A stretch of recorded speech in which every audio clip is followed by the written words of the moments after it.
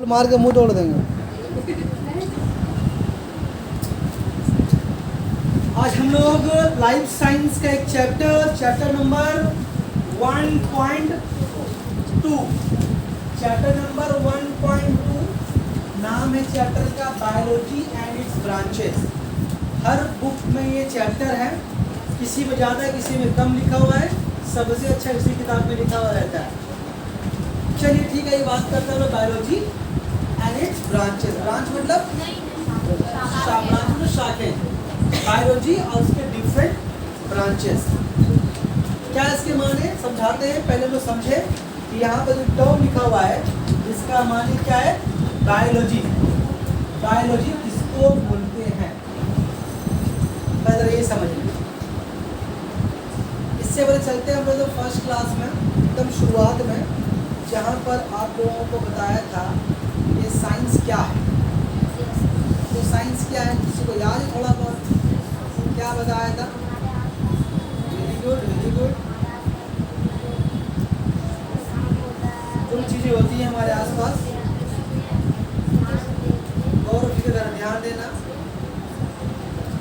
और उसके पीछे वजह तलाश करना, यही तो साइंस है। हमारे सामने जो भी चीज़ें होती हैं उसको ऑब्जर्व करना, उसको फिर इन्वेस्टिगेट करना, उसका जवाब तलाश करना, असल में यही साइंस है। दुनिया में बहुत सारी चीज़ें हो रही होती हैं, बहुत चीज़ें अपने आप हो रही हैं, हमेशा होती है, किसी को फर्क नहीं पड़ता। लेकिन कोई है जो बैठ के सोचता है ऐसा क्यों हुआ। ऐसी बहुत सारी चीज़ें होती है ना, आपके साथ होती है, आपके सराउंडिंग में होती हैं, ऐसी बहुत सारी चीज़ें होती हैं जो मतलब देखने में अलग होता है, कुछ अजूबा होता है, लेकिन दिमाग का भी जवाब तलाश करता नहीं चाहता। अगर लोग गौर करें, जो गौर करने वाले होंगे क्या करेंगे, जवाब तलाश करेंगे। जैसे एक एग्जाम्पल आप और ये भी दे सकते हैं बलून का। एक होता है गैस बलून, होता है नवा बलून, मुँह से हवा फूँक के फुलाते हैं तो यहीं पर हिलता रहता है। और एक गैस में जो बोलते हैं बलून जो पंप से भरते हैं वो ऊपर से जाने लगता है। जवाब है ना, सवाल एक तरह का नहीं है। इसलिए क्या बोला, हमारे आस पास बहुत सारी चीज़ें ऐसी होती हैं, अगर तुम गौर करो तो हर रोज़ तुम्हारे पास लाखों सवाल हो जाए, लाखों हज़ारों तो हो गए, हज़ारों नहीं तो कम से कम 100 सवाल तो आप एक दिन में जमा कर ही सकते हैं कि ऐसा क्यों हो रहा है, ऐसा इसके पीछे क्या वजह है, क्या साइंस इसके पीछे। बात समझ में? इसी का नाम साइंस बताया था ना। ये हमारे आसपास जो भी चीज़ें होती हैं उसको समझना, परखना, उसको इन्वेस्टिगेट करना, जांच करना, उसके बारे में वजह तलाश करना, यही तो है पढ़ाई लिखाई, यही तो है साइंस। और ऐसी बहुत सारी चीज़ें होती है जो एक आम आदमी देख रहा है, हो रहा है, लेकिन आप उसको सोच रहे थे तो साइंस है। एग्जाम्पल जैसा न्यूटन का एग्जाम्पल दिया था, एक गार्डन में बैठा हुआ था, सेब गिरा, होता ही हमेशा बहुत कुछ। जब बैठेंगे आप बहुत ऊपर से दिखता है, आपके घर के आगे बहुत सारा कुछ गिरता होगा, आपके घर के पीछे में बहुत कुछ गिरते उठा के रख देते, आवाज़ होती है, अपनी गुस्सा होती है, क्या गिरा दिया रे, क्या कर दी है। आम बात है ना, लेकिन अब उन्हें के लिए आम बात नहीं, और बैठ के सोचने लगा क्यों गिरा, है ना। तो इसी को बोलते हैं साइंस। होता है सबके साथ, लेकिन ऑब्जर्व कोई करता है, कोई करता है। ठीक, तो साइंस हम बताए किसको बोलते हैं। अब साइंस के कई सारे ब्रांचेस हैं, साइंस के कई सारे ब्रांच है। उसमें एक है फिजिकल साइंस जो पढ़ते ही हम लोग, एक है केमिस्ट्री है, और एक हम लोगों का लाइफ साइंस, उसको बायोलॉजी भी बोलते हैं। लाइफ साइंस यानी कि बायोलॉजी, बायो मतलब जिंदगी, लाइफ माने भी जिंदगी। यहाँ जो बायोलॉजी में टर्म लिखा हुआ है, जो टर्म जो बायो लिखा हुआ है, बायो की माने होता है लाइफ। बात समझ आ रही है? तो साइंस के बहुत सारे ब्रांच हैं। साइंस एक ऐसा ब्रांच जो केमिकल्स के ऊपर स्टडी करता है, केमिकल्स के ऊपर स्टडी करता है, कौन सा कंपाउंड किससे मिलेगा तो क्या केमिकल बनेगा, कौन सा एलिमेंट किस तरह से रिएक्ट करेगा, किससे कॉम्बाइन करेगा या किससे कॉम्बाइन नहीं करेगा। ये सारी चीज़ें कहाँ पर किस साइंस की ब्रांच पर होती है? केमिस्ट्री, उसको बोलते हैं यूनिकीमिया बोलते हैं। फिर एक होता है फिजिकल साइंस, जिससे बेजान चीज़ों के बारे में प्रॉपर्टी जैसे बेजान चीज़ मानिए लोहा, एक बेजान चीज़ है, इसके भी बहुत सारी खूबी है, उसके बारे में जांच पड़ताल करना, क्या खूबी इसके अंदर है, इसका खूबी ये इसमें से करंट गुजर सकता है, करंट इसमें से इसमें जंग लगता है, चुम्बक चिपकता है इसके ऊपर, है ना, इसके बाद खूबी है ना सब लोहे का, इससे एल्यूमिनियम का भी अपना खूबी होता है, उस तरह से आपको और भी बहुत सारा मेटल उसका अपना खूबी होता है। तो बेजान चीज़ों के बारे में स्टडी करना, उसके प्रॉपर्टीज़ को जानना, उसके रिश्ते को जानना, वो कहाँ पर आता है, फिजिक्स। बिल्कुल अलग अलग कॉन्ट्रास्ट ब्रांच साइंस। केमिस्ट्री एक अलग दुनिया है, फिजिक्स क्या है, बेजान चीज़ों के बारे में स्टडी करना, उसके रिसर्च के बारे में, उसके प्रॉपर्टीज़ के बारे में, उसकी डिफरेंट खूबियों के बारे में स्टडी करना। और बायोलॉजी क्या है, जानदार चीज़ों के बारे में स्टडी करना, वो चीज़ें जो दुनिया में है जिसके अंदर जिंदगी है, जान है।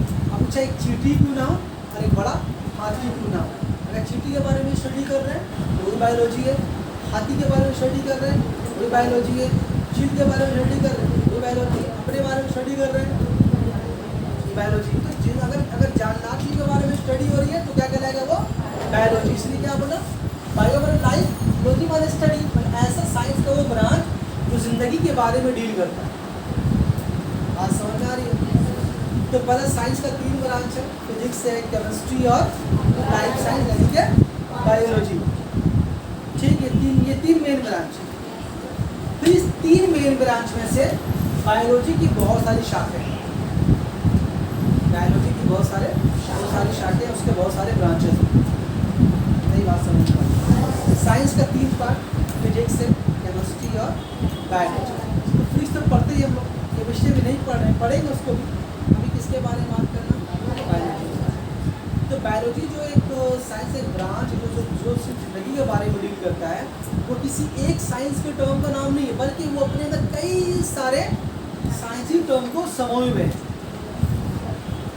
जैसे आप भी क्लास 9 का स्टूडेंट है, आप भी क्लास 9 के, आप भी क्लास 9 के, आप भी क्लास 9 के स्टूडेंट, ये पूरा बैच ही क्लास 9 है।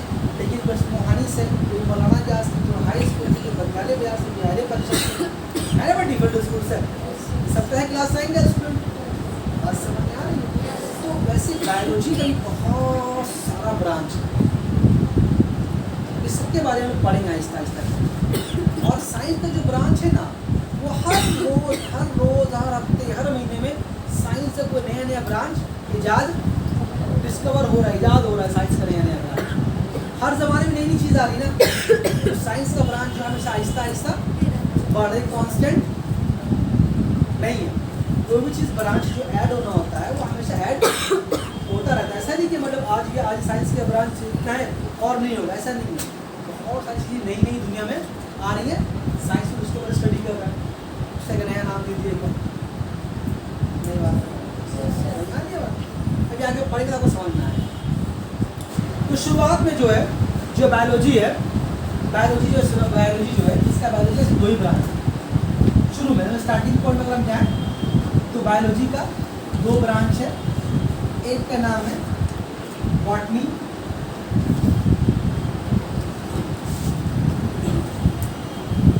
एक का नाम है बॉटनी और दूसरा का नाम है जूलॉजी।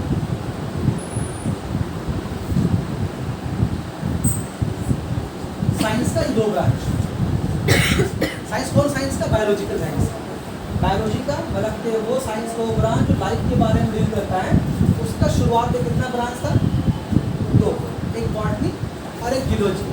बॉटनी का मतलब क्या होता है, बॉटनी का मतलब है साइंस का वो ब्रांच जो सिर्फ प्लांट्स के बारे में डील करे। तो अलग अलग हो गया ना, पेड़ पौधे भी जानदार थे, हम भी जानदार हैं, गाय भी जानदार है, कुत्ता भी जानदार है, सब बायोलॉजी के अंदर। ये बायोलॉजी के अंदर क्या है, 2 अलग अलग पार्ट हो गया, नबातात, हैवानात, पेड़ पौधे और जानवर। अब उसी में भी अलग अलग होगा।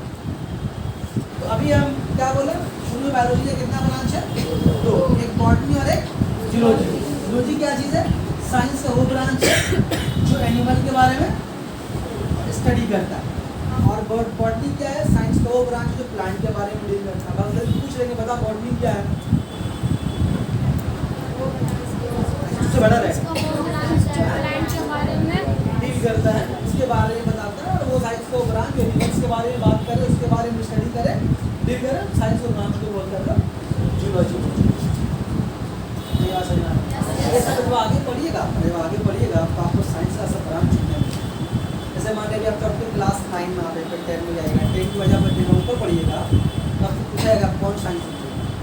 साइंस या बायो साइंस।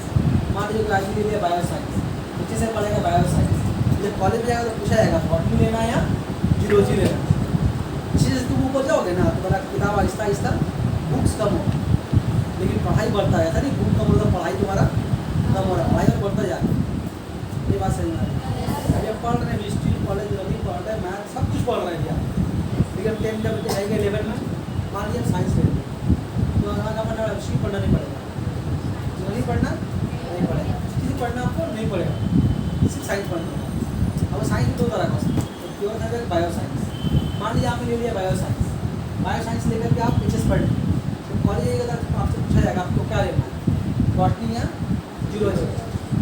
आज समझ क्योंकि पढ़ाई आपका उस तरह से होगा। अगर आप बॉटनी चुन लिए तो आपको ऐसा चीज़ें पढ़ा जो सिर्फ पेड़ पौधे के बारे में जानकारी है, उसके बाद आपको जानकारी दूसरा नहीं। अगर आप जूलॉजी ले लीजिए तब ऐसा आपको पढ़ाएगा प्रोफेसर, उसको सिर्फ जूलॉजी के बारे में आइडिया, बॉटनी के बारे में आइडिया, सिर्फ कीड़ा मकोड़ा जानवर ये सब चीज़ के बारे में उसको दिलचस्पी है। बहुत लोगों को शौक होता है, किसी को पेड़ पौधे को लगा होता है उसके बारे में पढ़ने का शौक होता है। बहुत लोगों का कीड़ा मकोड़ा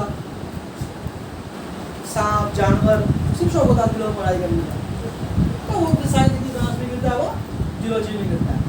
तो बायोलॉजी का दो ब्रांच, बॉटनी और जूलॉजी। या साइंस का वो ब्रांच जो कि मतलब जिंदगी के बारे में डील करता है, उसका नाम बायोलॉजी पहले कौन दिया था? लमार्क एक साइंटिस्ट है, लमार्क उसको बोला जाता है father of biology, father of मतलब बायोलॉजी का परिणाम बायोलॉजी किसने दिया? लमार्क ने दिया था।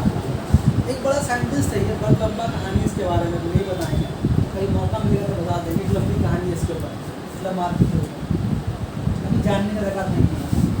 तो लमार्क की जानने क्या दरकार आपको यहाँ पर? लमार्क को फादर ऑफ बायोलॉजी बोला जाता है। बायोलॉजी का दो ब्रांच है, बॉटनी और जूलॉजी। बॉटनी उसको बोलते हैं, जूलॉजी बोल के आप इसको बोलते हैं, ठीक है।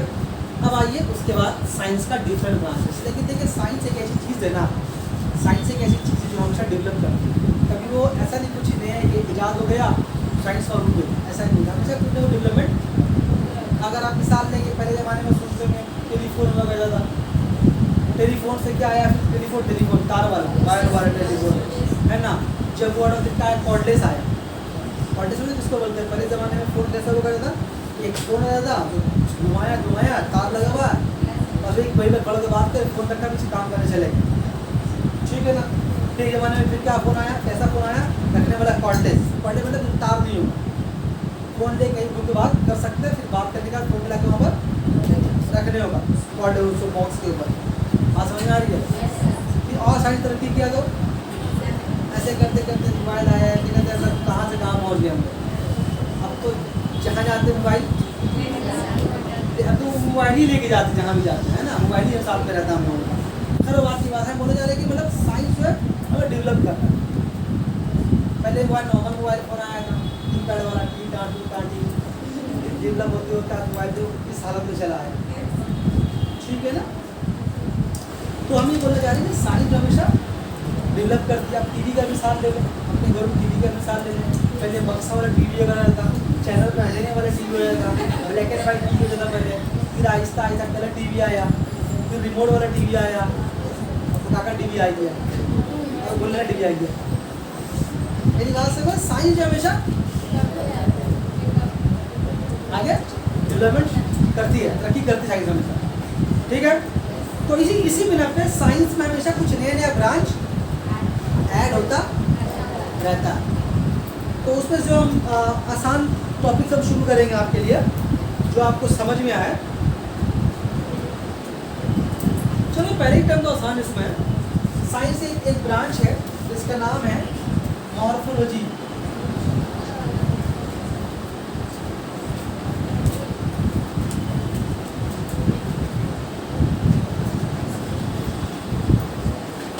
मॉर्फोलॉजी क्या चीज़ है? साइंस का कौन सा ब्रांच है? देखिए हम क्या बोला आपका, जैसे जब आगे बढ़िएगा ना आपका पढ़ाई जो है पढ़ाई टफ होगा, लेकिन आपका किताब आहिस्ता आहिस्ता जब आप PhD कीजिएगा ना तो आपको उसी तरह एक टॉपिक चुनने का करना है, एक टॉपिक आपको चुनना बोल दे, उसमें कुछ नया करके दिखाना होगा। एक टॉपिक मतलब चुन लीजिएगा, उसमें कुछ नया करके दिखाना होगा, उसको बोलते हैं PhD करना। तब होता आपका मास्टर डिग्री के बाद, उसमें कुछ आपको नया करके दिखाना होगा। बात समझ में आ रही है? Yes sir. तो सर उसको दूसरी बात इसको पढ़ी खत्म ना करो, पढ़िएगा इंशाल्लाह। आइए बात करते हैं मॉर्फोलॉजी के बारे में। मॉर्फोलॉजी साइंस के एक ऐसा बहुत इंपॉर्टेंट ब्रांच है। आपको लगेगा सर इसके स्टडी दरकार क्या, पर सुन स्टडी क्या है, इसके माने क्या है। मॉर्फोलॉजी के माने होता है साइंस के एक ऐसा ब्रांच जो डिफरेंट जानदारों को, डिफरेंट जानदारों में कौन शामिल है, गाय, बकरी, कुत्ता, बिल्ली, भैंस, गाय, हाथी, जेबरा, जितना प्रभु में आ रहा सब, सांप सांप सांप है ना, सांप, जितना भी दुनिया में जानवर है सबके बारे में बात करते हैं। तो मॉर्फोलॉजी साइंस का वो ब्रांच है जो दुनिया में जितने जानदार पाए जा रहे हैं सबके जानदारों के बॉडी के स्ट्रक्चर का स्टडी करना, बॉडी के स्ट्रक्चर का स्टडी करना साइंस के ये ब्रांच कहलाता है मॉर्फोलॉजी। समझ क्या बोला, डिफरेंट जानदारों के बॉडी के स्ट्रक्चर का स्टडी करना। अब सोच रहे हैं सर इसका काम क्या हो सकता है, ये मॉर्फोलॉजी अगर की जानदार के बॉडी का स्टडी कर रहे हैं तो उससे क्या क्या मतलब फायदा क्या उसको स्टडी क्या होता है, सवाल है ना भाई। अगर हम बोल रहे हैं कि मॉर्फोलॉजी साइंस का वो ब्रांच है जानदारों, डिफरेंट जानदारों के बॉडी साफ्ट के बारे में, बॉडी के डिफरेंट स्ट्रक्चर के बारे में स्टडी करती है, तो साइंस के ब्रांच को बोलते हैं मॉर्फोलॉजी। लेकिन इसकी ज़रूरत क्यों पड़ी, क्यों इसका स्टडी किया गया, क्यों साइंस इस ब्रांच का डिस्कवरी हुआ, सवाल है अपने आप। तो देखिए इससे पहले चलते हैं फर्स्ट इलेक्शन से पढ़ा था, फर्स्ट अटर्म में तो क्या पढ़ा था वहाँ पर, एक बड़ी तादाद ऐसी हुई दुनिया में जो ये मानती है कि बड़ी तादाद नहीं है, कम लोग ऐसे हैं, ज़्यादा लोग तो क्या मानते हैं कि दुनिया में चलाने वाले को सुप्रीम पावर है, हमको आपको बाकी दुनिया सारी चीज़ों को अल्लाह ताला ने पैदा किया, अलग अलग मजहब में अलग अलग बिलीफ है। लेकिन कुछ लोग ऐसे दुनिया में मौजूद है जो कि इस सुप्रीम पावर कौन से सिरे से इनकार करते हैं। बस वो लोग क्या बोलते हैं, हर अदर पानी से पैदा हुआ ना, वही पढ़ा था लोग, सबसे पहले एक प्रोटोजोल पैदा हुआ था, फिर वही कैसे कैसे कैसे कैसे करते ये सारा चीज़ इंसान बना, जानदार बना। याद आ रही है कहानी, कहाँ पढ़ा था, पढ़ दो, इधर का एक्सपेरिमेंट में पढ़ा था हम लोग, और कहाँ पढ़ा था, ऑपरेट का नजरिया, याद आ रहा है। तो ये मॉर्फोलॉजी उसी स्टडी का एक हिस्सा है। किस स्टडी के ऐसे जिसमें इस बात को साबित की जाती है कि दुनिया में जो जानदार हैं वो जानदार जो है, जितने भी जानदार हैं, हम इंसान, जानवर, कुत्ता, बिल्ली जो भी है, सबके आबावजदाद, सबके एंसेस्टर एक ही है, सब जानदार एक ही जानदार से निकला है। इसके लिए आपको मिसाल क्या देके बताया था कुछ दिन पहले, एम्बरियो का स्ट्रक्चर बताया था हर जानदार की पैदाइश से पहले, बताया था आपने, बताया था क्या ने बताया था कि उसका जो एम्बरियो जो होता है, जो बच्चे की बुनियाद पड़ती है, तो उसका शुरुआती जो डेवलपमेंट होता है हर जानदार में एक ही जैसा होता है। आप देख के आइडेंटिफाई नहीं कर पाइएगा ये कुत्ते का एम्बरियो या इंसान के बच्चे का एम्बरियो या फिश का एम्बरियो या मेंढक का एम्बरियो, आप पकड़ नहीं पाइएगा। आपको देखने में जो उसका पिक्चर आता है यूएसजी में आपको देखने मिलेगा सब एक ही है। ये बात समझ में आ रही है? ये आपको आप लोग याद किया, आपको मछली वाला एग्जाम्पल हम दिया था मुझे एग्जाम्पल, मछली वो दिल वाला, दिल खाना वाला, कि मछली के दिल में 4 साढ़े 4 खाने हैं, दो चेम्बर है, छिपकली में बढ़ जाता है, यार भूल गया। तो इससे वो लोग इस बात को साबित करने की कोशिश कर रहे थे कि इंसान की पैदाइश जानवरों की पैदाइश कहीं ना कहीं कहाँ से हुई है, पानी से हुई है। तो जब इस बात को साबित करने के सहारा किसका लिया वो लोग, हार्ट के स्ट्रक्चर लिया ना, उसी को बोलते हैं मॉर्फोलॉजी। क्या कर आपकी बॉडी साफ का स्टडी कर, अगर मछली के दिल में 2 चेम्बर है कैसे मालूम, उसको स्टडी किया गया होगा ना। मेरा के दिल में 3.5 चेम्बर से ज़्यादा डेवलप है, कैसे मालूम, उसको स्टडी किया गया होगा। हमारे दिल में 4 चेम्बर डेवलप है, स्टडी किया गया होगा ना। तो आपके हार्ट को लेके सब जानवर के हार्ट को लेके स्टडी किया गया, उससे मालूम हो रहा हार्ट में आहिस्ता आहिस्ता तब्दीली आ रही है। इस हार्ट की स्टडी को क्या बोल रहे हैं, मॉर्फोलॉजी बोल रहे हैं। वो एम्बरियो के बारे में एग्जाम्पल देके बताया था आप लोगों को, अगर आप लोग क्लास किए तो फिर रिपीट कर, थोड़ा सा रिपीट करते हम बताया था ये कि दुनिया में जितने भी जानवर हैं, अगर किसी के पैदाइश से पहले अगर उसको बुनियाद पड़ती है उसकी माँ के पेट के अंदर, तो उसका एम्ब्रियो में जो डेवलपमेंट होता है शुरुआती कुछ दिनों का, वो कैसा होता है? बिल्कुल एक जैसा। हाँ, जब बड़ा होगा आहिस्ता आहिस्ता आहिस्ता बड़ा होगा, टाइम जब गुजरेगा तब फिर उसका शक्ल सूरत बदलता रहेगा। शुरुआती महीने में क्या हो, उसके एम्ब्रियो की शक्ल आपको चेक भी करने को रहा था, कौन कौन चेक किया था पता नहीं हमने, हम लिख भी रहे था कैसे चेक करना, चेक कीजिएगा कैसे। ये हुआ। उसके अलावा अगर आप गाय को देखें, घोड़े को देखें, आप परिंदों को देखें, हम इंसानों को देखें, तो आप देखिएगा कि हम लोग का जो बॉडी स्ट्रक्चर है, हाथ पैर, पाउस करो इसको। हाँ, बात को ध्यान से समझिए। तो हम क्या बोल रहे हैं कि जानदारों के बॉडी स्ट्रक्चर के स्टडी करके इस बात का पता ये लगाया जाता है कि जानदार जो है, जो डिफरेंट तरह के जानदार हैं, वो एक दूसरे के कितना आपस में ताल्लुक रखते हैं, आपस में ताल्लुक दूसरे कितना रखते हैं। फॉर एग्जाम्पल अगर हम मिसाल के तौर पर बताएं, अगर कोई बंदर को देखो, बंदर या गोरिल्ला, तो देखना उसके बॉडी स्ट्रक्चर में, उसके बॉडी शेप में, उसके बॉडी के साख्त में देखिएगा हमारे इंसानों में बहुत सिमिलरिटी है, बहुत फर्क, इतना सिमिलरिटी है जैसा बात पाया था, जितना से हम लोग के हाथों में लकीरें पाई जाती हैं, उनकी भी हाथों में लकीरें पाई जाती है। जानवरों में उसका दिमाग जो है बहुत डेवलप है, हमें सारी तरह तो नहीं है वो, लेकिन वो मतलब बिल्कुल इंसानों के बहुत करीब तर जानवर है, उसकी बहुत सारी खूबियाँ इंसानों से मिलती जुलती हैं, उसकी आदतें, उसका चलना फिरना बहुत कुछ, हालांकि इंसान तरह है नहीं। ये बात समझ में आ रही है? अगर तुमसे बहुत गौर से देखो, तुमको देखने पर लगेगा कि जैसा बॉडी पार्ट हम लोगों का वैसा इन लोगों के पास देखेगा, वैसा चिड़िया देखेगा तो आपको मिल जाएगा। तो ये बॉडी साफ का स्टडी करके इस बात का पता लगाया था कि जानदार जो आपस में एक दूसरे से बदला है, या जो अलग जानदार ये है कि इसका ताल्लुक उससे कैसे ही पता लगाया था इस बात से। जैसे मछली वाला एग्जाम्पल, आपको जिहाद वाला एग्जाम्पल दिया, एम्बर वाला एग्जाम्पल दिया, ऐसा। हाँ, और ऐसा बहुत सारे एग्जाम्पल है जो आपको हम बता रहे थे कि पंजा वाला, देखिएगा ये जो अगला बाजू है, इसको हम बाजू बोलते हैं ना, ये अगला बाजू सभी जानदारों में, हमारे अंदर भी है और घोड़े के अंदर भी है, घोड़े के सामने भी है, गाय के पास भी है, कुत्तों के पास भी है, चिड़ियों के पास भी है, चील के पास भी है। बात समझ आ रही है? कबूतर के सबके पास है, लेकिन क्या है कि सबका स्ट्रक्चर देखने में लग रहा अलग अलग है, बाहर से देखने में लग रहा अलग अलग है, और काम सबका एक कैसे, काम तो अलग अलग है, काम सबका, लेकिन इन लोगों का अंदरूनी, बात समझ आ रही है, इन लोगों का बॉडी का अंदरूनी हड्डी का साथ, हड्डियों का स्ट्रक्चर, बोन्स का स्ट्रक्चर, वो सब एक ही जैसा है। मतलब जो बोन्स हमारे पास पाए जा रहे हैं, वही सब बोन्स एक चील के पास भी है, वही सब बोन्स एक घोड़े के पास भी है। साथ जो बोन्स, जिस नाम का बोन्स हमारे बॉडी में पाया जा रहा, वही नाम का बोन्स घोड़े में भी है, वही नाम का बोन्स बंदरों में भी है। मतलब ये जो हड्डियाँ हैं जो हमारे हाथों में पाई जा रही है, सारे जानदारों में सब में सेम है। मतलब बोलने का मतलब है कि इन लोगों का अंदरूनी स्ट्रक्चर एक ही जैसा है, लेकिन हर जानदार अलग अलग माहौल में रहने की वजह से उनके बॉडी साख्त में बहुत तब्दीलियाँ है। अब कैसा है उसको बता रहे हैं, तो बात समझ आ रही है?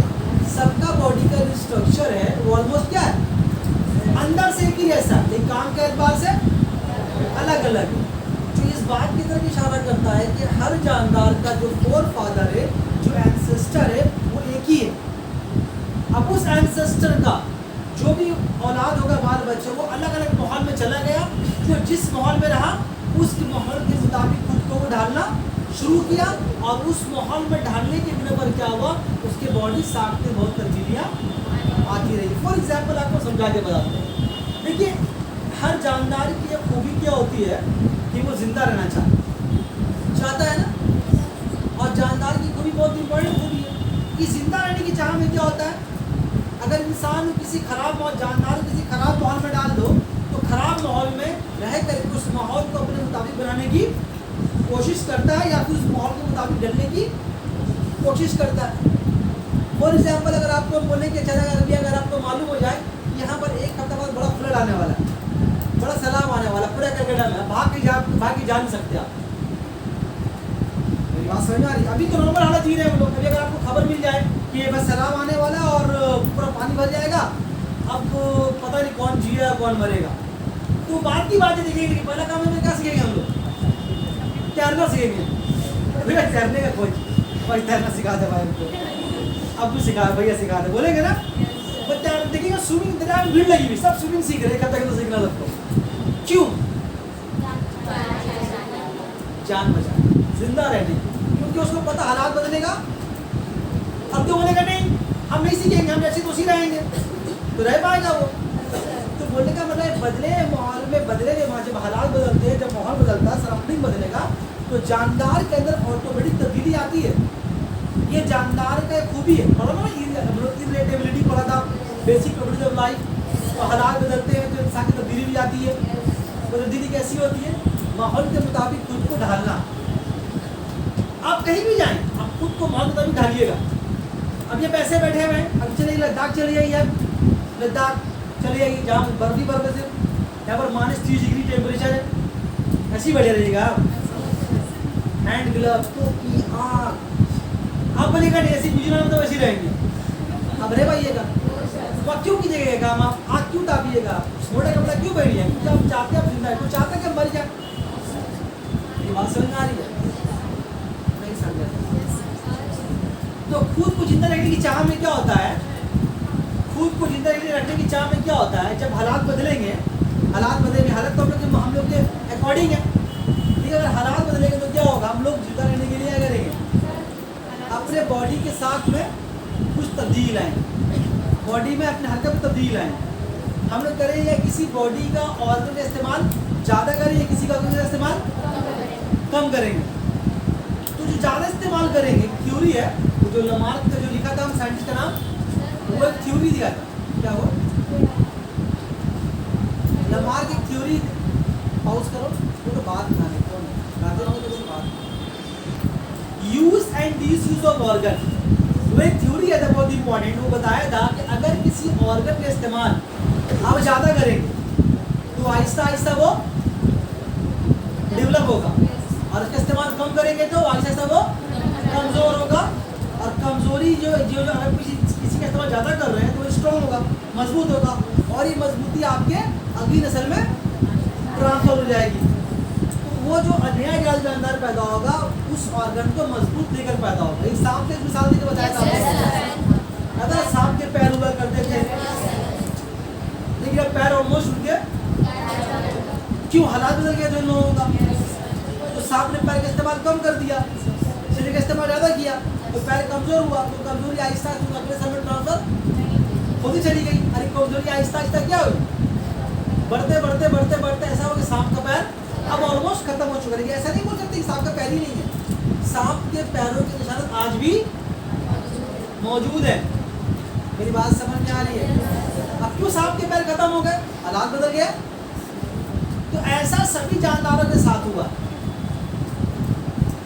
ऐसा सभी जानदारों के साथ हुआ। जो जानदार जिस माहौल में रहा वो उस माहौल में रह के अपने आप को ढालने की कोशिश किया, तो किसी का इस्तेमाल ज़्यादा किया ऑर्गन, किसी का इस्तेमाल कम किया। तो ज़्यादा करने के चक्कर में क्या हुआ? जिसका इस्तेमाल ज़्यादा किया वो स्ट्रॉन्ग हुआ, बहुत डेवलप हुआ। जिसका इस्तेमाल कम किया वो आहिस्ता आहिस्ता कमज़ोर होता चला गया। और उसको क्या हुआ? आहिस्ता खत्म हो गया।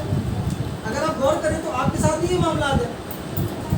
अगर आप गौर करें तो आपके साथ भी ये, अगर आप सबक याद कीजिए, होमवर्क याद कीजिए, ये बार बार मेहनत कीजिए। आप शुरू में आपको नहीं मन करेगा, तो मेहनत करते करते जब ऐसा आपको जल्दी याद होने लगेगा। मेरी बात समझ में आ रही है? ऐसा आपके साथ भी है। या मान लीजिए आप कुछ ऐसा काम जो बार बार आप कर रहे थे, मान लीजिए आपका घर में आपका रूटीन की पानी भरना, डेली पानी भरना। ये पानी भरने में देखिए आपका हाथ वगैरह गट्टा गट्टा मोटा मोटा भारी रहेगा। रात भर दूल्हा को देखिए जो काम करता है, ईट होता है, देखिएगा उसका हाथ, उसका बॉडी का जो स्ट्रक्चर है हमारे आपके मुकाबले में अलग होगा, बहुत टाइट बॉडी रहता है उन लोगों का। काम काम करके उनका बॉडी मजबूत बहुत स्ट्रांग हो गया। और हम लोग ये जो ये बोर्ड देकर ले गए वहाँ से वहाँ तक तो हालत खराब हो जाएगा। मेरी बात समझ में आ रही है? अगर तो हमको बोलो सर रिक्शा चला के दिखाइए आप गति बढ़ा के, हम होगा ही नहीं। ऐसा बढ़ा के यहाँ पर कल वाला काम से नहीं होगा। हम टाने जैसे यहाँ से वहाँ तक का पता नहीं कितना ढोक देंगे। और दूसरी तरफ अगर हम चला ही पाएँ तो बस सीना दर्द करने लगेगा। क्यों? क्योंकि मेरा बॉडी ऑर्गन उसके लिए रेडी नहीं है। बात समझ आ रही है? तो ज़रूरत के मुताबिक क्या करता है इंसान अपने किसी ऑर्गन का इस्तेमाल ज़्यादा करता है, किसी कम करता है। इसी दौरान क्या होता है इंसानों की तब्दीली आती रहती है। आप लोगों को पता है सबसे ज़्यादा इंसान का डेवलप तो दिमाग डेवलप हो रहा है। बता देते हैं ऐसा आहिस्ता आहिस्ता इंसान का दिमाग बड़ा और हाथ पैर छोटे हो गए। क्यों? क्योंकि दिमाग का इस्तेमाल ज़्यादा हो रहा है और हाथ का इस्तेमाल कम हो रहा है, सीधे कमज़ोर हो रहे हैं। और दिमाग का इस्तेमाल ज़्यादा, दिमाग आहिस्ता आहिस्ता डेवलप हो रहा है।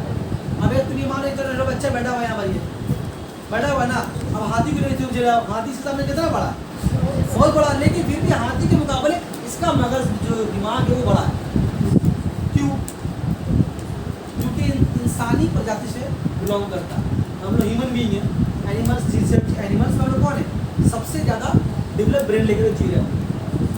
इधर दुनिया में जानवर है उससे ज़्यादा डेवलप ब्रेन किसी के पास नहीं। इसी स्टडी को बोला जाता है मॉर्फोलॉजिकल स्टडी, कि बॉडी साफ का स्टडी करके उसके बारे में जानकारी हासिल किया। इससे ये मालूम होता है कि हर जानदार एक दूसरे से जुड़ा हुआ, बिल्कुल अलग नहीं। मेरी बात समझ गई? चलिए अब आइए उसके बाद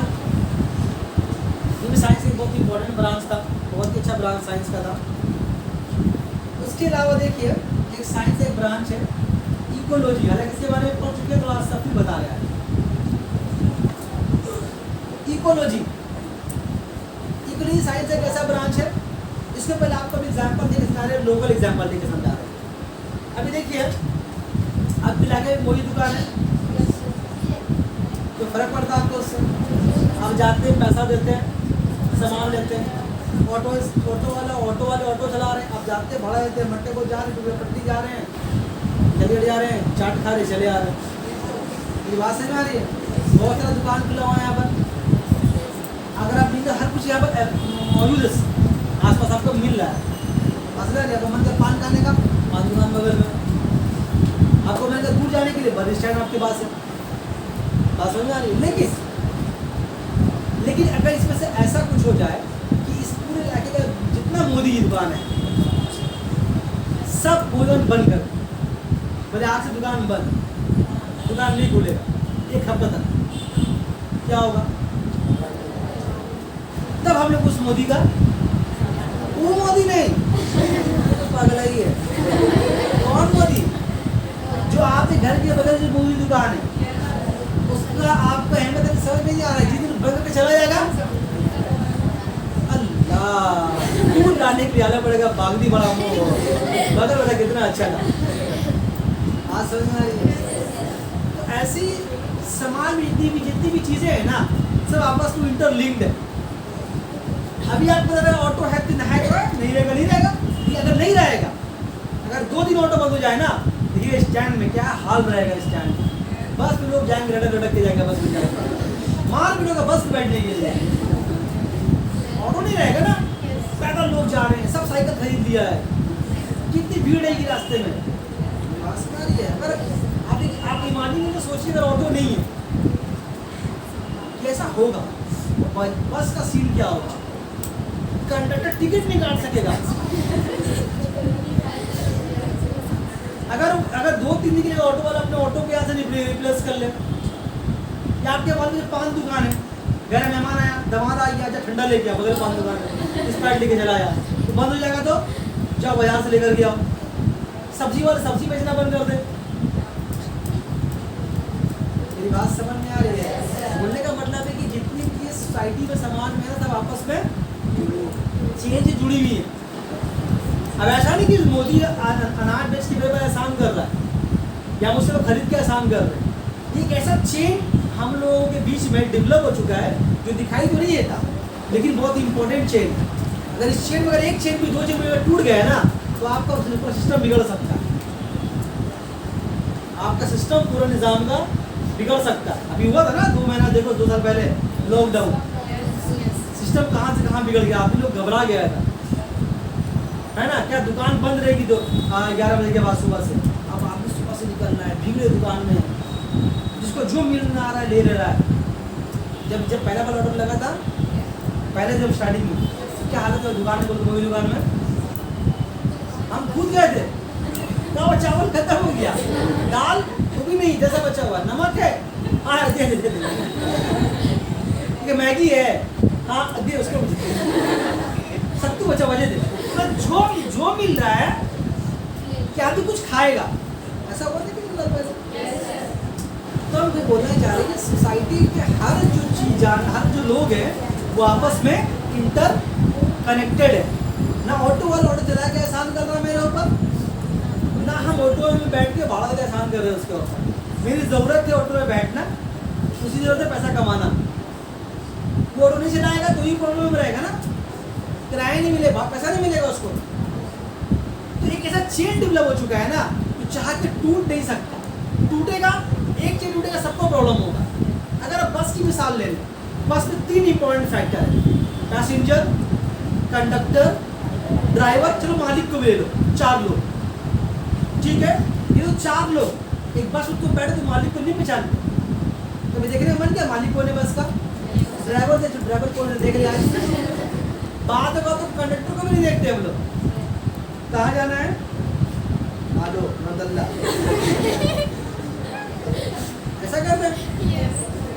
ये बात से लेकिन आप सोचो, अगर इस 4 सिस्टम में से अगर एक सिस्टम में 4 किसी एक को निकाल दिया जाए, मान लो कंडक्टर निकल गया, कंडक्टर बस में नहीं है, लोग जा रहे हैं, ड्राइवर बस चला रहा है, मालिक का बस चल रहा है, क्या होगा, कमाइए नहीं होगा मालिक का, ड्राइवर को पैसा नहीं मिलेगा, वो चलाएगा। जिसको जहाँ मन में आ रहा उतर रहा है, जहाँ पर मन में आ रहा चढ़ जा रहा है, पैसे को नहीं दे रहा। सिर्फ क्या करना आपको, एक आदमी को रिप्लेस कर देना है, किसको, कंडक्टर। चलो मान लो कंडक्टर है, पैसेंजर भी है, ड्राइवर को रिप्लेस कर दो। चलो ड्राइवर रख दो, कंडक्टर रख दो, पैसेंजर नहीं। हालांकि मेरे खिलाफ नहीं कंडक्टर है ड्राइवर, लेकिन हम उस पर डिपेंड कर रहे हैं, वो हम पे डिपेंड कर रहा है। ये बात समझ में आ रही है। चलो मतलब पैसेंजर या मालिक बोले कि पैसेंजर भाड़ा देना बंद कर दो, तो मालिक क्या करेगा, ड्राइवर बस भी चलाएगा, कंडक्टर ठीक है चलो वाले चलो सब तरीके से, तो मालिक क्या करेगा, बंद कर देगा ना। तो मेरा मतलब बोलेगा अगर एक चेन भी अगर पीछे निकलेगा, चाहे ड्राइवर निकल जाए, चाहे कंडक्टर निकले, चाहे पैसेंजर निकले, चाहे मालिक निकल ले, कोई भी निकले, ऐसा सब पे पड़ेगा। अगर हम निकलेंगे पैसेंजर के तौर पर तो कंडक्टर का असर पड़ेगा उसके ऊपर, ड्राइवर पे पड़ेगा, मालिक पे भी पड़ेगा। अच्छा ये तो सिर्फ दिख रहा है, लेकिन अगर देखिए जो कंडक्टर जो ड्राइवर है वो पेट्रोल भी खरीद रहा है, डीजल भी खरीद रहा है, तो वहाँ जो काम कर उसके ऊपर असर पड़ेगा ना। फिर वो जो आदमी जो काम कर रहा है, जिस इलाके में रहा है वहाँ से कुछ सामान खरीद रहा है, जो मूवी दुकानें, चाय दुकानें, पान दुकानें, उसी पर असर पड़ेगा। बात समझ में आ रही है।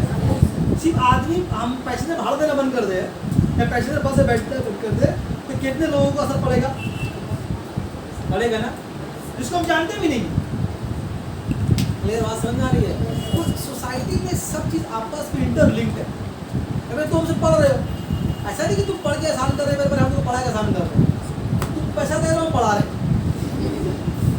हालांकि वो बात तुम पढ़ाई की कीमत दे नहीं सकते हो, तुम्हें टाइम की कीमत दे रहे हो, पढ़ाई की कीमत तो कोई भी दे नहीं सकता। जो हम टाइम दे रहे हैं, जो एनर्जी खर्च कर रहे हैं, तुम्हें उसका पैसा दे रहे हैं। और हम जो पढ़ा रहे हैं इसका तो पैसा तुम कभी जिंदगी में दे भी नहीं सकता, तुम दे भी नहीं पाते, उसका कीमत ही नहीं। कीमत किसका है, टाइम का और एनर्जी का। मेरा बात कहाँ से कहाँ जा रही, बात पूरा का अवस्था। तो समाज में जो आपस में इंटरलिंक्ड है कि नहीं। अगर एक आदमी भी सही से अपना काम पर रोल प्ले नहीं करेगा तो क्या होगा, ठीक है ना।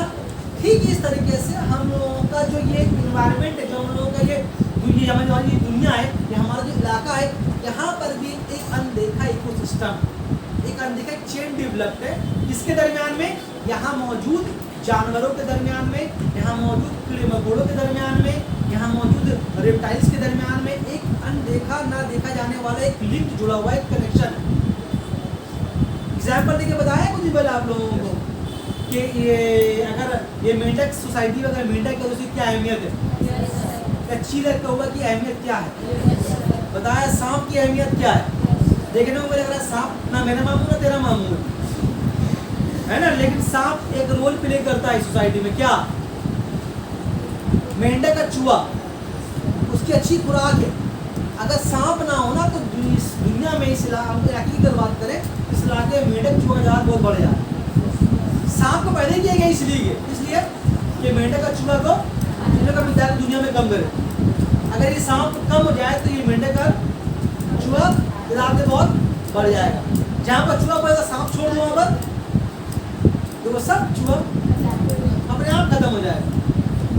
मतलब हर एक के ऊपर एक है। जैसे मेंढक के बारे में बताया था, मेंढक हमारे इलाके में जो गंदगी होती है वहाँ पर बहुत सारा मछली और मच्छर के जो अंडे देने की जगह होती है उसको साफ करता है वो। चील कौवा का मेरा काम क्या है? जो जानवर मुर्दा जानदार होते हैं, सड़ा गला जो चीज़ होता है जो कचरा में फेंकते हैं हम लोग, दरिया किनारे फेंकते हैं हम लोग, उसको हम लोग खा जाता है। बात समझ। तो ये सब सोसाइटी में एक एजेंट है जो काम कर रहे हैं। हालांकि हम लोग को फर्क नहीं पड़ा कौवा से, कौवा का फर्क नहीं पड़ा। कौवा किसी काम के लिए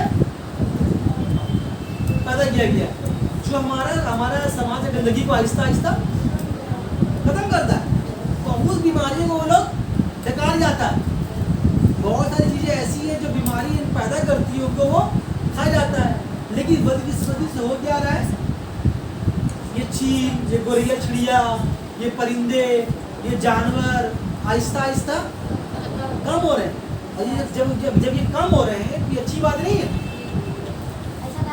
ये हमारे समाज के लिए, हमारी सोसाइटी के लिए खतरनाक बात है। अगर मेंढक कम हो रहे हैं तो हमारे लिए बहुत खतरे की बात है।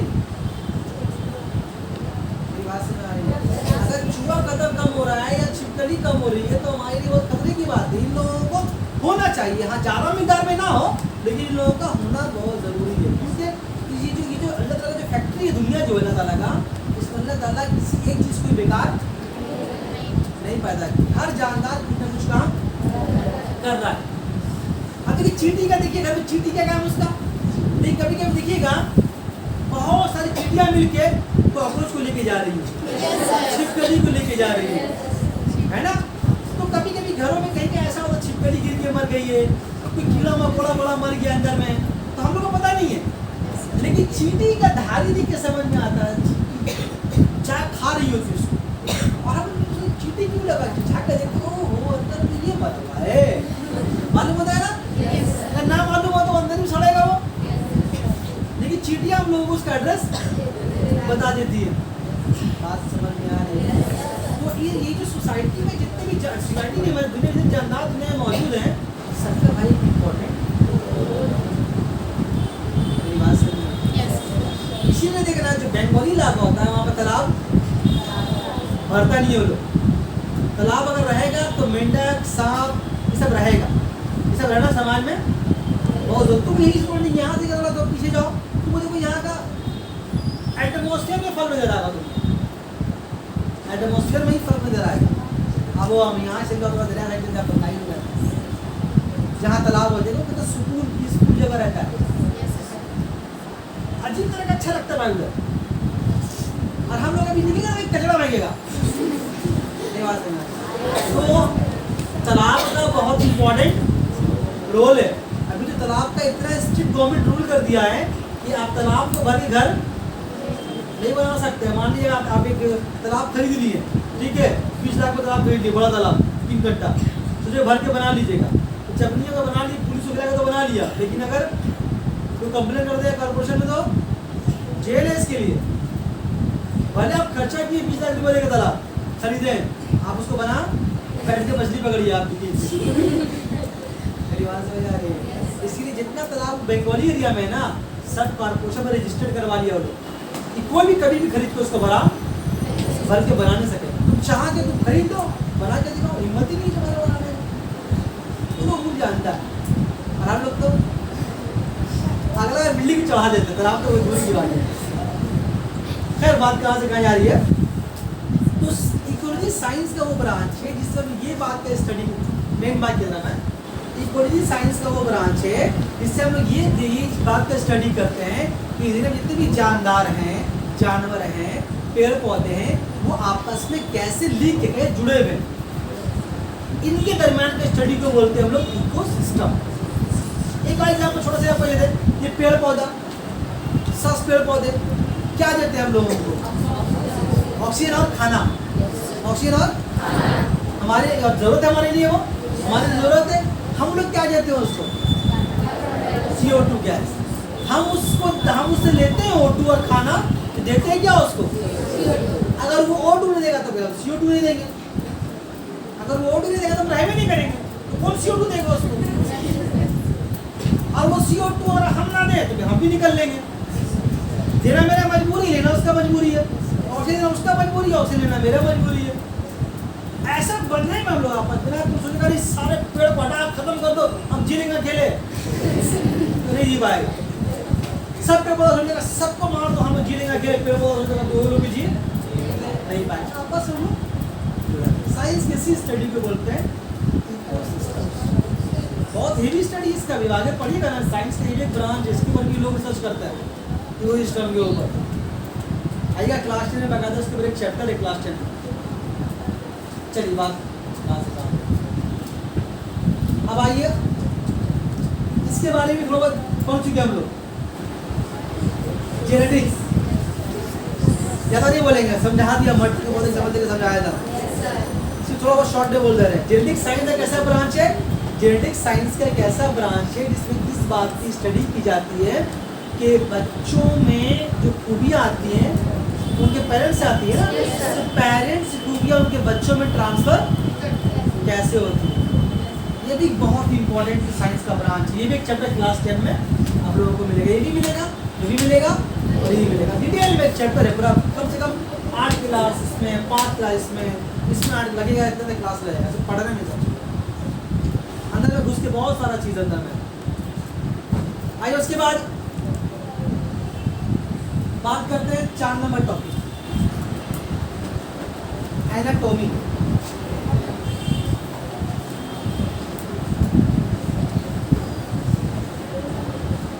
एनाटॉमी क्या चीज है? एनाटॉमी साइंस का वो ब्रांच है जो इस बात पे स्टडी करता है, इस बात पे कि जानवरों का चीर-फाड़ करना। साइंस का वो ब्रांच जानदारों को चीर-फाड़ करके उसका स्टडी करता है। वैसे मान ले तेरा कुछ प्रॉब्लम पेट में, तेरा किडनी में प्रॉब्लम है, तेरा डिस्टर्ब का प्रॉब्लम हुआ, हार्ट में प्रॉब्लम हुआ, तेरा बॉडी काटा जाता है ना, चिरा जाता है, फिर ठीक बहुत सभी तो पढ़ाई ना भाई, हालांकि के बस के बाद तो है नहीं, ये बात नहीं आ रही। तो साइंस का वो ब्रांच जो स्टडी करता है किसके ऊपर? जानवरों को चीर-फाड़ कर करके उसके बॉडी का अंदरूनी पार्ट्स का स्टडी करना। ये दिल है, ये गुर्दा है, ये गोल ब्लडर है, ये ऐसे काम कर रहे हैं, डैमेज हो गया, किडनी पत्थर हो गया, ये इलाज होता है ना, भाई सब होता है ना, कैसे होता है? हम लोग कर रहे हैं क्या ऐसे? हम लोग उल्टा उल्टा काट देंगे। मेरी बात से डॉक्टर पढ़ाई इसका होता है, उसके लिए पढ़ना पड़ेगा आपको, MBBS करना पड़ेगा उसके लिए, पीछे साइंस देकर पढ़ना पड़ेगा, फिर आपको मेडिकल नीट क्लियर करना पड़ेगा, फिर डॉक्टर का पढ़ाई करना पड़ेगा, कुछ ना कुछ सिखाया जाएगा। अभी ये अगर हायर सेकेंडरी में आपको दिखाया जाता है मेंढक को चीर करके, एक मेंढक लिया जाता है, उस मेंढक को ऐसे करके मेंढक को मार दिया जाता है, मारने के बाद उसको सुला करके उसका पेट फाड़ करके उसका दिल, उसका किडनी, उसका स्टमक, उसका सब कुछ पढ़ाया जाता है। क्यों दिखाया जाता है पता है? क्योंकि उसका जो बॉडी का जो पार्ट अंदर था, हमारा हम लोगों के बॉडी का पार्ट वो ऑलमोस्ट एक ही जैसा है। हालांकि देख रहे हो मेंढक है और हम इंसान है, लेकिन हम लोग का कुछ पार्ट बहुत सारा सेम है। तो दिखाया जाता है, देखो ये इंटेस्टाइन है, ये हार्ट है, ये चेम्बर है उसका, ये फलाना है, ठिकाना है, फिर सबको वापस अंदर रख करके उसको फिर किया जाता है। ये प्रैक्टिकल होता है। जब आप वो काम कीजिएगा, जब वो काम कीजिएगा ना, मैं जब आप MBBS कीजिएगा, डॉक्टर बनना चाहेगा ना, बनना चाहेगा ना, तो वहाँ पर आपको जब बॉडी दे जाएगा, ऐसे लगे रहे मुन्ना में दिखाया नहीं, लगे रहे मुन्ना भाई में डेड बॉडी दे देता है, नहीं देखा? तो आपको तो बॉडी ही देगा, बोले फाड़ो इसको, नहीं समझ आ रही बात? तो पहले ट्रेनिंग किसको होता है? डेड बॉडी को होता है। क्योंकि अगर आपको अगर मान लीजिए आदमी अस्पताल में एडमिट हुआ और इसको सिखाएंगे हम, तो इसको ट्राई लेते मर गया तो इसीलिए पहले इसको ट्राई लेता करो। जानवरों पे हुआ या डेड बॉडी पे हुआ, उस पर ट्राई लिया है। यहाँ तक कि जब इंजेक्शन देना होता है ना, सिखाना होता है, तो पहले बैगन पे दिया है, बैगन पे देने में सिखाता है, वरना यहाँ दे के और दे दिया तो हवा भर दी तो निकल लेंगे। मेरी बात समझ में आती है? चीज फाड़ करके जो साइंस पढ़ाई स्टडी होता है उसको बोलते हैं, है ना? ठीक है, 5 नंबर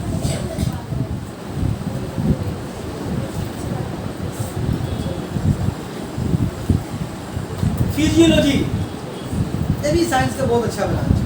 ये साइंस एक ऐसा ब्रांच है, ये साइंस का वो ब्रांच है जो इस पे स्टडी करता है कि हमारा स्टमक, पापी पेट कैसे काम करता है, हम लोग सांस कैसे लेते हैं, हमारा फेफड़ा कैसे काम करता है, हमारा हार्ट कैसे वर्क करता है,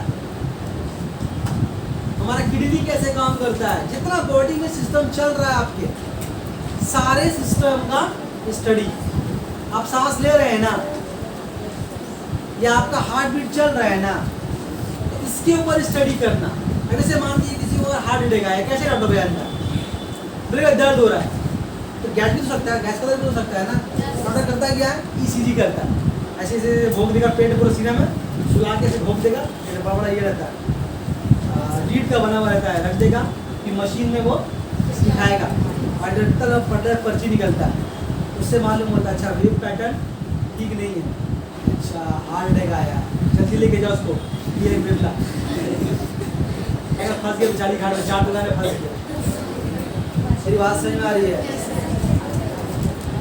इस तरह से हमारे बॉडी में जितना फंक्शन चल रहा होता है सबका स्टडी होता है भाई। ब्लड का सर्कुलेशन, हमारा किडनी का काम करना, फेफड़ा कैसे काम करता है, तभी तो डॉक्टर बनता है ना भाई। अब फेफड़ा पता ही नहीं कहाँ पर है, कैसे काम कर रहा, डॉक्टर कैसे बनेगा बता?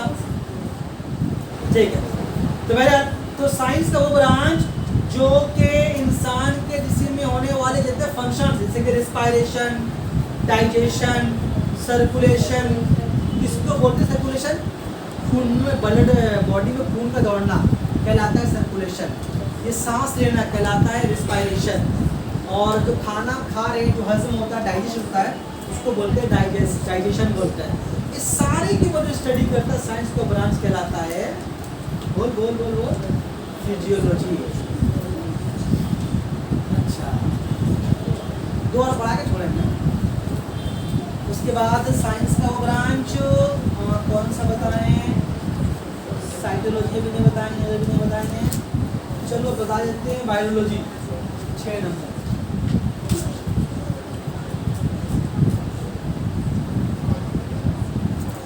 वायरोलॉजी, तो समझिए वाला नाम से, वायरस है ना। साइंस का वो ब्रांच जो वायरस पे स्टडी करता है। अच्छा, क्या चीज है वायरस? बहुत नाम चल रहा है इसका। अरे कोरोना वायरस एक तो वायरस, कोरोना वायरस तो एक वायरस है, बहुत सारा वायरस में एक वायरस है। पता वायरस क्या चीज़ है आपको? अच्छा, वायरस कितना होगा पता आपको दुनिया में? इस दुनिया में वायरस जो है हम लोगों से कई करोड़ गुना ज़्यादा है। अभी अगर हम यहाँ से ऐसे करके ऐसे किया, ये मेरे हाथ में कई लाख वायरस आ गया, सत्यों में बहुत सारा वायरस भरा हुआ। हाँ भाई, यहाँ कितना वायरस यहाँ बैठा हुआ है आसपास, बता दिया ना लोगों को, लेकिन है वायरस एक ऐसा जानदार है जो जानदार नहीं है, वो जानदार और बेजान के बीच की कड़ी है। अगर एक वायरस यहाँ पर पड़ा हुआ है वो बेजान है, लेकिन अगर किसी वजह से मेरे बॉडी में दाखिल हो गया वो जानदार हो जाएगा, फिर वो एक्टिवेट हो जाएगा। कैसे दाखिल होगा मेरे बॉडी? मान लीजिए मेरे बॉडी में यहाँ पर कुछ छिल गया, कट के जख्म, जख्म हरा है मेरा, हमें से हाथ टच किया यहाँ पर, कहाँ से था वायरस मेरे हाथ में, हमको मालूम नहीं है। अब वहाँ पर रह करके अपने आप को वो मल्टीप्लाई करेगा, बड़ी तेजी के साथ क्वांटिटी को लोग बढ़ाता है। कब तक ये जानदार है? आपके बॉडी में, बॉडी से बाहर है तो बेजान है, बॉडी के अंदर आएगा तभी ये जानदार। तो जानदार और बेजान के बीच की ये कड़ी है। बाहर तो जो है बेजान है, अंदर गया तो ही जानदार है।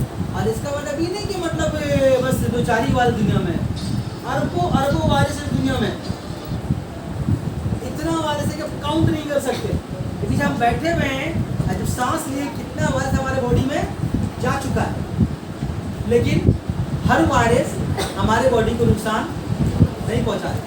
और अगर कोई वायरस हमारे बॉडी को नुकसान पहुंचाने वाला होता भी है तो हमारा बॉडी, पता है, हमारा बॉडी अपने आप में एक डॉक्टर है। इंसानी बॉडी अपने आप में, देखो कुत्ता को देखिए, पैर टूट गया अपने आप ठीक हो जाता है उसका, की जगह वो अपने आप ठीक हो गया। तो उधर बाद में जाएंगे लोग। मतलब हम बता रहे हैं कि इंसानी जिस्म के अपने आप में एक डॉक्टर है।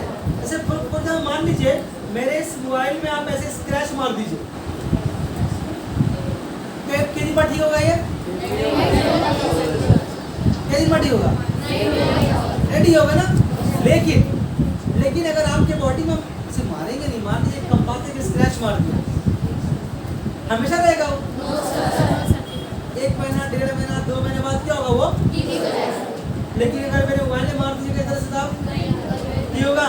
मेरी बात समझ में आ रही है? मतलब क्या है इसका? मतलब इंसानी जिस्म जो है अपने आप को ठीक करना जानती है। कौन ठीक करता है उसको? अच्छा, उसके अलावा देखिए, आप उसके अलावा देखिए, कभी कभी हमारे बॉडी में कुछ कट छट जाता है, छिल जाता है, तो ब्लीडिंग बहुत तेज निकलता है, लेकिन आहिस्ता आहिस्ता में ऐसा आता है कि खून और आहिस्ता जम जाता है। जब वो काला थक्का जम जाएगा, जब काला होगा फिर पपड़ी में उखड़ जाएगा। चार वाले नहीं, बोलने का मतलब क्या है कि इंसानी बॉडी जो है अपने आप को ठीक करना जानती है। बहुत बीमारी ऐसी होती है जो हमारा बॉडी उसको अपने आप ठीक कर लेता है, जिसको नहीं ठीक कर पा रहा डॉक्टर ठीक करता है उसको।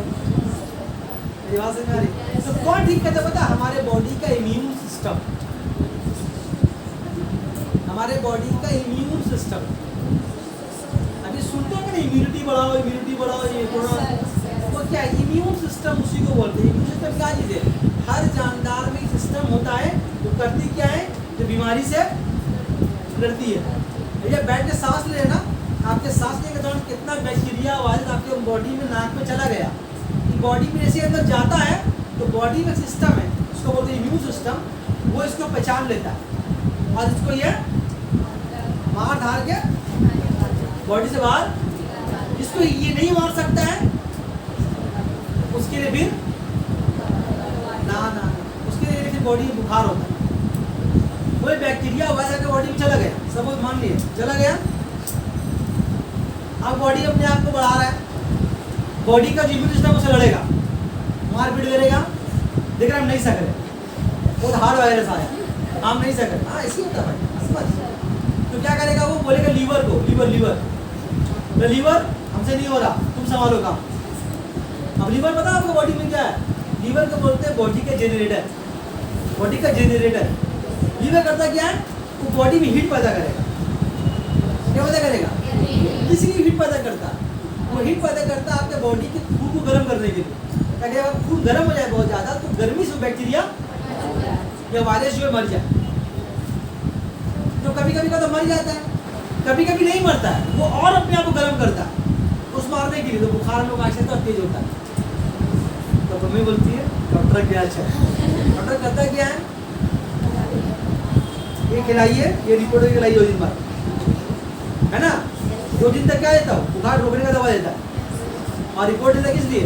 वो पहचानने के लिए कि कौन वायरस किया अंदर में, मालूम मलेरिया किया है, डेंगू किया है, फलाना किया। अच्छा अब इसका दवा चलेगा। लेकिन जब रिपोर्ट जाइएगा डॉक्टर दवा चेंज कर देता है, वो पहचान लेता है कि अच्छा ये वायरस।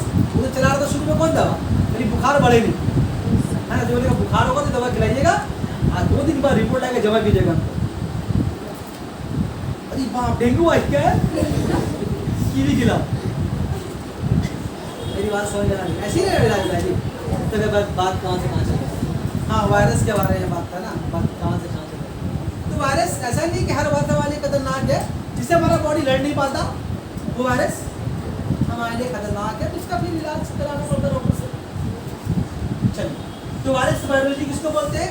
साइंस को ब्रांच जो वायरस के बारे में स्टडी करता है, वायरस का नेचर, वायरस खूबी, वायरस का जो भी प्रॉपर्टीज है उसके बारे में स्टडी करता है। कौन वायरस का स्ट्रक्चर कैसा है, कौन वायरस कैसे मरेगा, कौन वायरस कितने जिंदा रहेगा, सबके बारे में स्टडी करने का नाम क्या है? साइंस का ब्रांच बायोलॉजी। और लास्ट टॉपिक बस खत्म, जो पढ़ा चुके हैं, बोल ही चुके हैं संग कौन सा?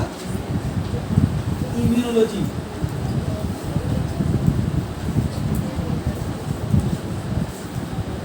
साइंस का वो ब्रांच जो बॉडी में इम्यून सिस्टम को, साइंस को ब्रांच जो बॉडी में इम्यून सिस्टम पे स्टडी करता है। क्या बताया इम्यून सिस्टम को? बीमारी से लड़ने का ताकत सबके अंदर है भाई। अगर ये आपकी बॉडी में नहीं होगा ना, तो आप हर रोज बीमार रहिएगा। कभी कभी देखिएगा कि आपके दोस्त ऐसा होगा, हर मौसम बीमार पड़ रहा है। क्या हुआ? सर्दी में बीमार पड़ेगा, गर्मी में बीमार पड़ेगा, इसको छींका ही बीमार पड़ेगा। ऐसा होता है ना। जैसे मान लीजिए इसको मान लीजिए सर्दी है, छींक इसको आ रहा प्रॉब्लम है। अब देखिए आप दूसरी छींक रहा खांसा, क्यों? ये खांसा, मान लीजिए खांसा छींका तो वायरस फैला यहाँ पर, मैं अंदर भी गया, इसके अंदर भी गया, आपके अंदर भी गया, लेकिन आपका बॉडी मुकाबला कर लिया। ये लोग कमजोर है, मुकाबला नहीं कर सका, निकल लिया मतलब बीमार पड़ जाएगा ये लोग। मेरी बात समझ में आ रही है? तो ये मेरे इम्यून सिस्टम का मतलब क्या होता है कि आपको बीमार पड़ने बार ये आज जो हर चीज बीमार पड़ रहा है, मतलब उसका ये वाला बहुत कमजोर है, जो ठीक ठाक रहता है उसका ये वाला चीज बहुत स्ट्रॉन्ग है। सब लोग कोरोना में बच गए, हम लोग सिस्टम बहुत क्या है बोलते हैं। चलो ठीक है, आज की तरह रहते हैं, सारा टॉपिक याद कर लेना, ठीक है? सब 1.5 लाइन का आंसर है, पूरा कहानी नहीं बताना आपको। अब पूछेंगे आपसे मॉर्फोलॉजी किसको बोलते हैं, 1.5 लाइन का आंसर बस वो दीजिएगा, ठीक है? हमको पूरा कहानी आपको बोलने का दरकार नहीं है। चलिए आज कितना रहने देते हैं, बाकी भी नेक्स्ट